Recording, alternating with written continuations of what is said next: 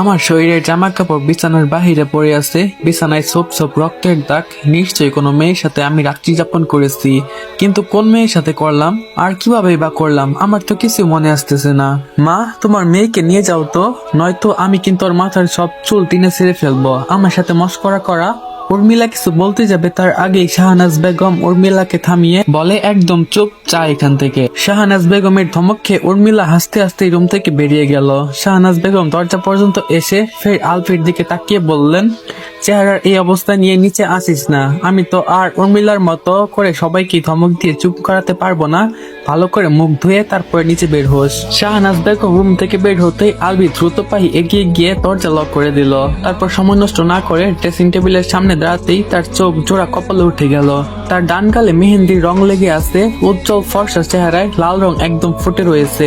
আলভি এক হাতে নিচের গাল স্পর্শ করে নিজেই নিজেকে জিজ্ঞেস করলো, আমার ডান গালে মেহেন্দি লাগলো কিভাবে? তার মানে যে মেয়েটা রাতে আমার রুমে ছিল তার হাতে মেহেন্দি ছিল। আমি কি করেছি মেয়েটার সাথে? ভাবতে ভাবতে আলভির গলা শুকিয়ে এলো। আমি কি করে একটা অপরিচিত মেয়ের সাথে কিছু করতে পারি? ওয়েট, রিফাত গেল কোথায়? আমার মনে আছে ওর দেওয়ার ড্রিঙ্কসটা খাওয়ার পরেই আমার মাথা ঘোরাচ্ছিল। তারপর থেকেই আমার আর কিচ্ছু মনে পড়ছে না। ও গড, ও আমার বন্ধু হয়ে আমার সাথেও এমনটা করতে পারলো। আলভি ঘুরে এসে প্রথমে বেডশিট তুলে নিল, তারপর লাগেজ থেকে কাপড় নিয়ে ওয়াশরুমে চলে গেল। আসমা বানু ঘুম থেকে উঠে পাশে অলিকে না দেখতে পেয়ে পুরো রুমে চোখ বুলালেন, কিন্তু অলি রুমে নেই। অন্য পাশে ফিরে নিজের স্বামীকে খুঁজলেন, কিন্তু তাও পেলেন না। আসমা বানু ঘরের দিকে তাকিয়ে চমকে গেলেন। আজকে সে এত বেলা পর্যন্ত ঘুমিয়েছে। আসমা বানু দ্রুত বিছানা ত্যাগ করলেন। অলির শরীর ভালো নেই, সারা শরীর ব্যথায় জর্জরিত। অলি ড্রয়িং রুমের এক কোনায় চেয়ারের উপরে বসেছিল। তখনই তার খালাতো বোন ঈশা উর্মিলাকে নিয়ে অলির দিকে এগিয়ে এলো। ঈশা হচ্ছে তিশার বোন, আর উর্মিলা হচ্ছে ঈশা আর তিশার ফুফাতো বোন। তার মানে আলভি তার মামাতো বোন তিশার বিয়ের উপলক্ষে মামার বাড়িতে এসেছে। ঈশা অলির গোমরা ফ্যাকাশে মুখ দেখে একটু বিচলিত হলো। অলি মেয়েটা সবসময় হাসি খুশি থাকে, এক স্থানে এইভাবে চুপচাপ বসে থাকার মতো মেয়েই না ও।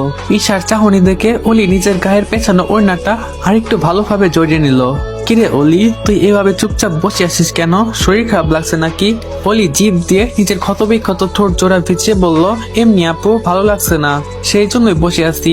উর্মিলা আলীর ঠোঁটের ক্ষতবিক্ষত লক্ষ্য করে বলল, অলি, তোমার ঠোঁটে কি হয়েছে? উর্মিলার কথা শুনে ঈশা অলির ঠোঁটের দিকে তাকাতেই অলি নিজের ঠোঁট আড়াল করে ফেললো। ঈশা চিন্তিত কণ্ঠে বলল, কি হয়েছে দেখি? অলি এদিক সেদিক তাকিয়ে বলল, আমি ওয়াশরুমে থাকা কলের সাথে ধাক্কা খেয়েছিলাম, তাই কেটে গেছে। তুমি চিন্তা করো না আপু। ঈশা আরো কিছু বলতে যাবে, তার আগে পেছন থেকে তার চাচাতো বোন সামিয়া এসে তাকে ডাক দেয়, তোরা এখানে দাঁড়িয়ে আছিস? তোদেরকে তিশার গায়ের হলুদের গহনা বানানোর জন্য ফুল আনতে পাঠিয়েছিলাম। ঈশা বিনিময়ে বলল, সরি আপু, আমরা যাচ্ছি। ঈশা চট করেই অলির হাত ধরলো। চল অলি, তুই আয় আমার সাথে। অলি না বলতে চাইলেও পারলো না, তাদের সাথে বাগানে চলে গেল। পুরো 1 ঘন্টা পরে শাওয়ার নেওয়ার পরে আলভি ওয়াশরুম থেকে বের হলো। হাতে থাকা কাপড়গুলো নিয়ে ব্যালকনিতে গিয়ে মেলে দিল। তারপর ড্রয়িং টেবিলের সামনে দাঁড়িয়ে নিজের চেহারা ভালো করে পরখ করতে দেখলো। মেহেন্দির দাগগুলো এখন সামান্যই অবশিষ্ট আছে। অলবি হতাশ হলো। সে 1 ঘন্টা যাবৎ এটা তোলারই চেষ্টা করে গেছে। নিজের চেহারার অবস্থা দেখে অলবির খুবই খারাপ লাগছে। নিজের ঠোঁট দুটা পর্যন্ত সঠিক কন্ডিশনে নেই। আমি কি করব বুঝতে পারছি না। এতটা অসহায় জীবনও লাগেনি। আমি কি করব? আমি যে আমার হানিবিকে ভালোবাসি, আমি তাকে ছাড়া অন্য কাউকে যেখানে কল্পনাও করতে পারি না, সেখানে আমি কি করে একটা মেয়ের সাথে? ছি, এই জীবনে যদি হানিবিকে না পাই তাহলে এই জীবনটাই রাখবো না। তার আগে ওই রিফাতকে কুচি কুচি করে কেটে কুত্তাদের খাওয়াবো। আলভি নিজের পরনে কে রঙের শার্টের বাটনগুলো লক করে শার্টের হাতা কুনি পর্যন্ত ভাঁজ করে ফোনটা পকেটে নিয়ে রিফাতের খোঁজে উদ্দেশ্যে রুম থেকে বেরিয়ে গেল। ড্রয়িং রুমে আসতেই শাহনাজ বেগম ছেলের দিকে এগিয়ে গেলেন। আলভি, ব্রেকফাস্ট করে নে বাবা। আলভি মায়ের দিকে তাকিয়ে জিজ্ঞেস করলো, রিফাত কোথায় মা? ও তোকে বলে যায়নি?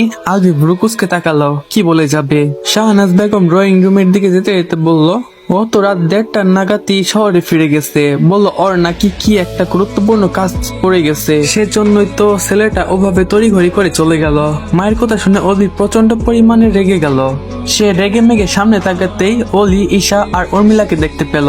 মুহূর্তেই তার দৃষ্টি আটকে গেল গাঢ় সবুজ রঙের টপস স্কার্ট পরিহিতা মেয়ে অলির দিকে। অলির কানে একটা ডেইজ ফুল গোজা।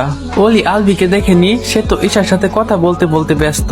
কিন্তু যখনই অলি আর আলভির দৃষ্টি মিলিত হলো, তখনই অলির হাত থেকে ফুলের ছুরিটা নিচে পড়ে গেল।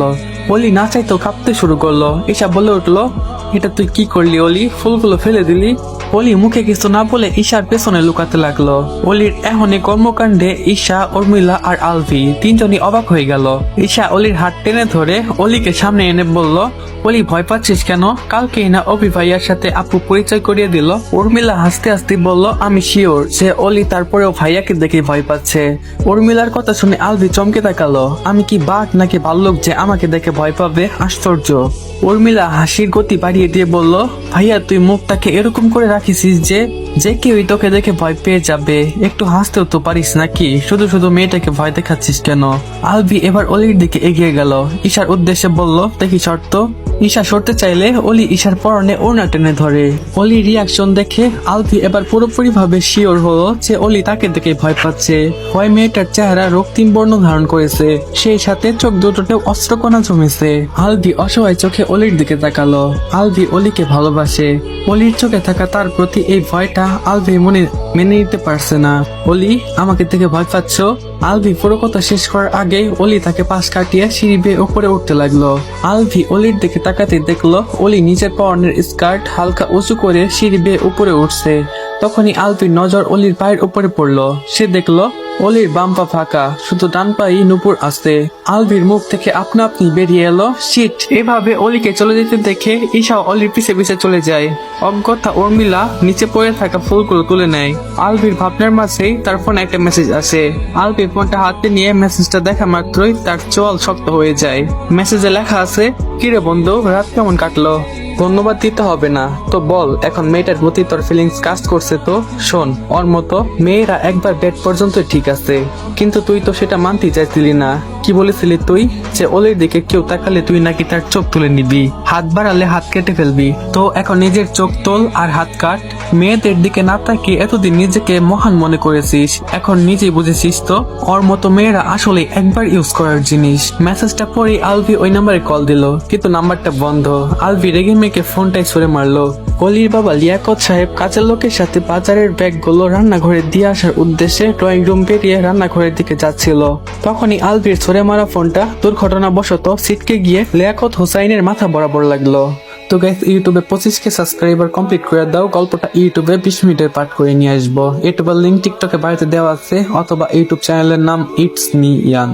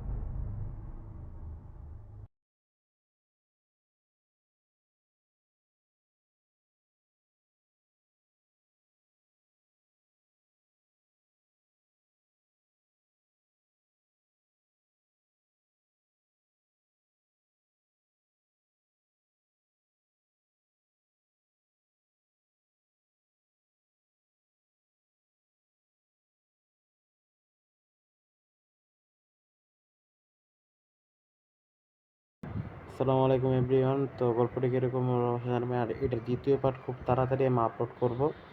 তো সেজন্য থ্যাঙ্কস ফর ওয়াচিং।